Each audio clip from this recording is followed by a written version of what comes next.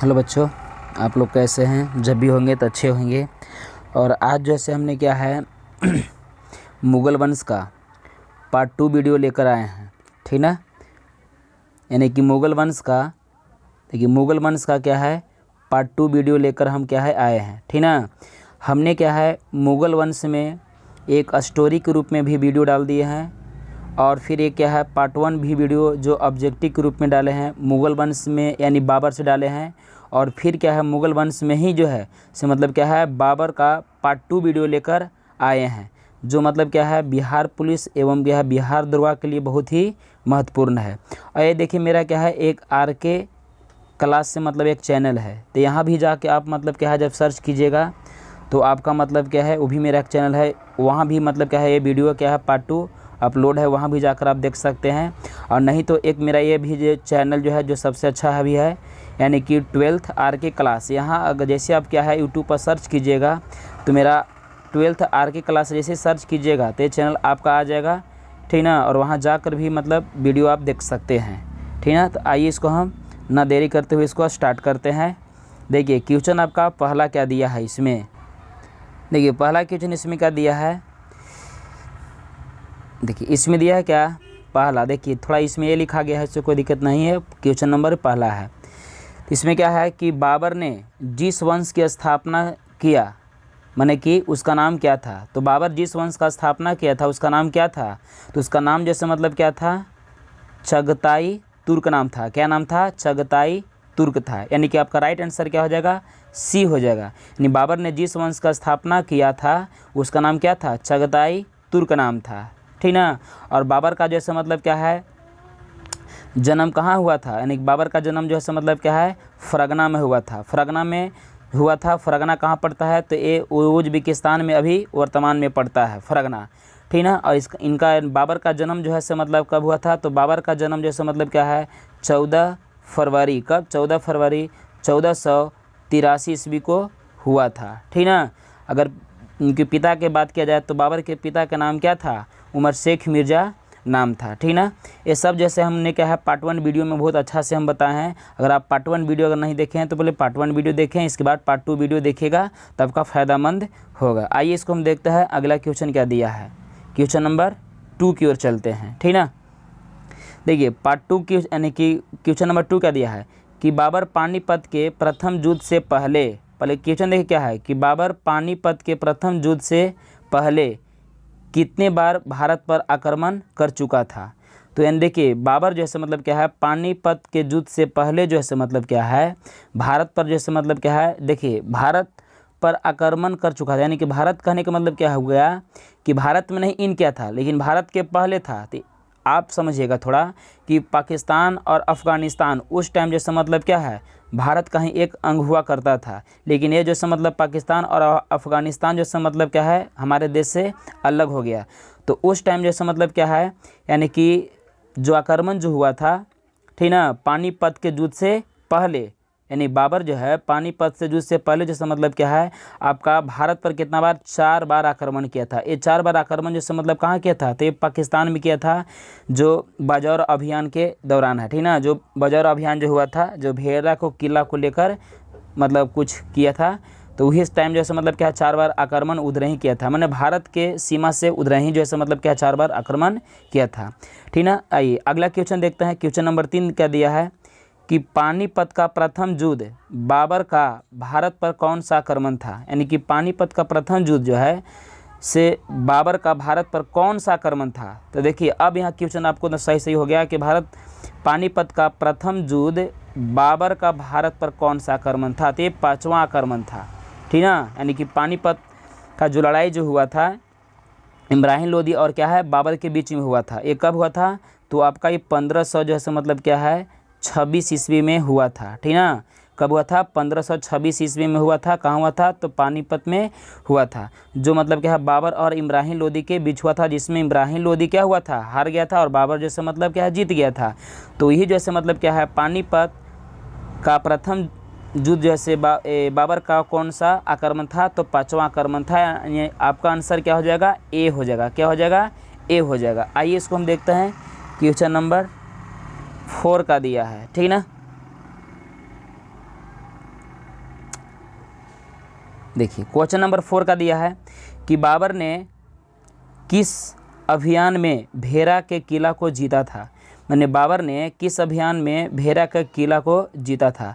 तो बजौर के अभियान में जैसे मतलब क्या है, बाबर जो था से भेरा के किला को जीत ले था। अब देखिए यहाँ पास ये भी थोड़ा समझ लीजिएगा कि बाबर जैसे मतलब क्या है, सबसे पहली बार तोफ का प्रयोग जो किया था, ठीक ना, तोफ और गोला का प्रयोग किया था, वो बजौर में क्या है, भेरा के किला है, तो उसको तोड़ने के लिए जैसे मतलब क्या है, बाबर सबसे पहली बार क्या है किया था, ठीक ना।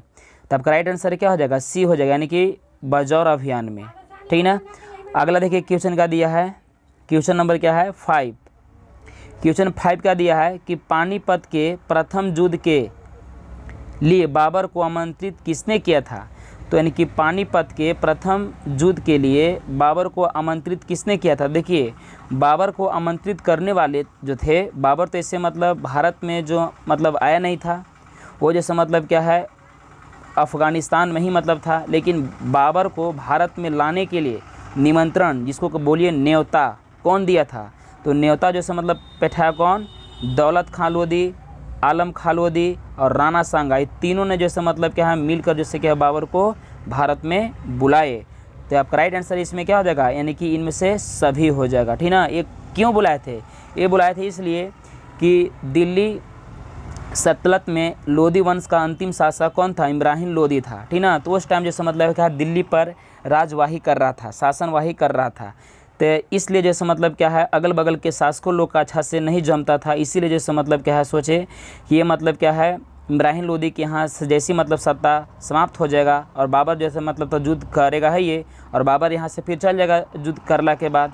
लेकिन बाबर भी कम तेज नहीं था, बाबर जैसे मतलब क्या है इसको अस्थाई जगह किसी प्रकार से ढूंढ रहा था कि कहीं हमको अस्थाई जगह अच्छा से मिल जाएगी ताकि हम वहीं पास अपना साम्राज्य विस्तार करें और ज़िंदगी व्यतीत करें। चूँकि वहाँ उधर उस क्षेत्र से अब यानी कि क्या बोलिए समरकंद उसका हाथ से छिना ही गया था, ठीक ना, काबुल इसका हाथ से मतलब छिना ही गया था, और आपका गजनी जैसा हाथ से छिना ही गया था। तो इसीलिए बाबर भी मतलब क्या एक अस्थाई जगह ही मतलब ढूंढ रहा था।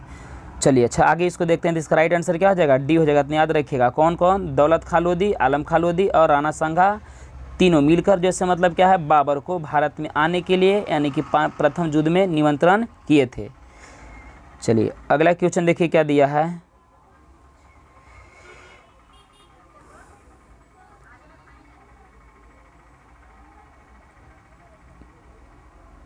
देखिए अगला क्वेश्चन क्या है, क्वेश्चन नंबर 6 दिया है कि पानीपत का प्रथम युद्ध कब हुआ था। तो पानीपत का आपका प्रथम युद्ध जैसे मतलब 1526 ईस्वी में हुआ था, 1526 में हुआ था।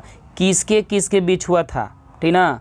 तो पानीपत का प्रथम युद्ध जो है से 1526 ईस्वी में यानी कि आपका बाबर और इब्राहिम लोदी के बीच में हुआ था। किसके बीच हुआ था, तो बाबर और इब्राहिम लोदी के बीच में हुआ था। यानी कि आपका कहने के मतलब आंसर आपका क्या हो जाएगा कि आपका राइट आंसर क्या हो जाएगा, ए हो जाएगा कि बाबर और क्या इब्राहिम लोदी के बीच में पानीपत का प्रथम युद्ध हुआ था। देखिए क्वेश्चन नंबर 7 क्या दिया है कि बाबर ने पानीपत के युद्ध में किस नीति का प्रयोग किया था। बाबर जो था से पानीपत के युद्ध में किस नीति का प्रयोग किया था, समझिएगा।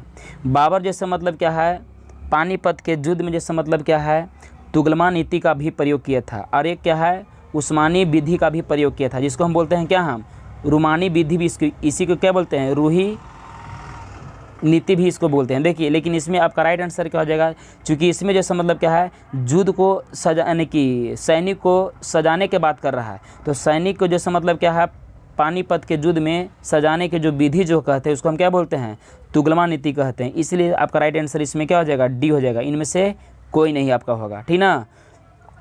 अगला क्वेश्चन देखिए क्या दिया है,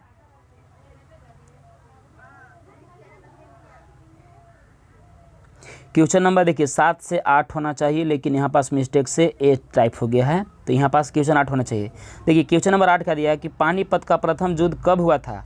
तो पानीपत का प्रथम युद्ध जैसे मतलब क्या है 1526 ईस्वी में हुआ था। तो 1526 ईस्वी में किसके बीच हुआ था, तो अभी जस्ट आपको हम बताएं। देखिए क्वेश्चन नंबर 6 में आपका लिखा है कि बाबर और क्या इब्राहिम लोदी के बीच हुआ था। तो आपका राइट आंसर क्या इसमें हो जाएगा, ए हो जाएगा, 1526 हो जाएगा। चूँकि आपका क्वेश्चन दिया है कि पानीपत का प्रथम युद्ध कब हुआ था, तो 1926 ईस्वी में हुआ था, ठीक है ना।